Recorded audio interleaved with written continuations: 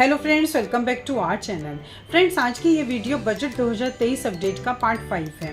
Financial year 2023-24 के लिए old regime slab में अगर कोई पर्सन सीनियर सिटीजन है और वो इंडियन रेजिडेंट हैं और उनकी एज 60 साल या 60 साल से ऊपर है और 80 साल से कम है और उनके पूरे साल की टोटल इनकम 3 लाख रुपए है, तो उस पर उनके ऊपर नील टैक्स लायबिलिटी होती थी। 3 से 5 लाख की इनकम पर 2 से 5% की टैक्स लायबिलिटी होती थी।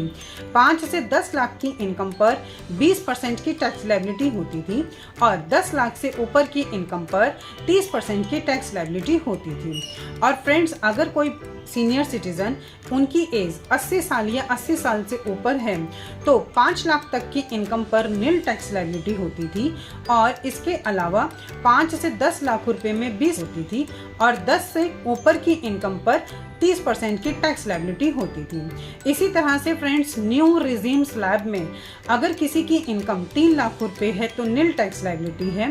3 से 6 में 5% की टैक्स लायबिलिटी है।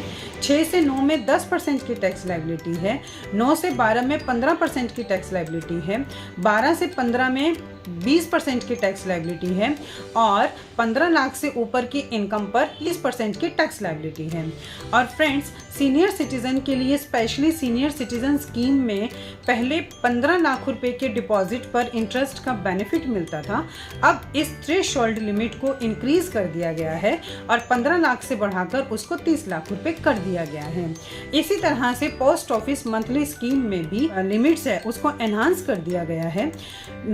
इंडिविजुअल्स के लिए 4 लाख की लिमिट को बढ़ाकर 9 लाख रुपए कर दिया गया है और जॉइंट होल्डिंग पर्सन्स के लिए 9 लाख की लिमिट को बढ़ाकर 15 लाख रुपए कर दिया गया है और ये सीनियर सिटीजन्स के ऊपर भी एप्लीकेबल होता है। सो फ्रेंड्स, आई थिंक ये इन्फॉर्मेशन आपके लिए काफ़ी यूजफुल होगी। इसी तरह की इंफॉर्मेटिव वीडियोस को कंटिन्यू देखने के लिए आप हमारे यूट्यूब चैनल प्रोटेक्स कॉर्पोरेट सॉल्यूशंस वंदना रहेजा को सब्सक्राइब, लाइक एंड शेयर करना ना भूलें। Thank you.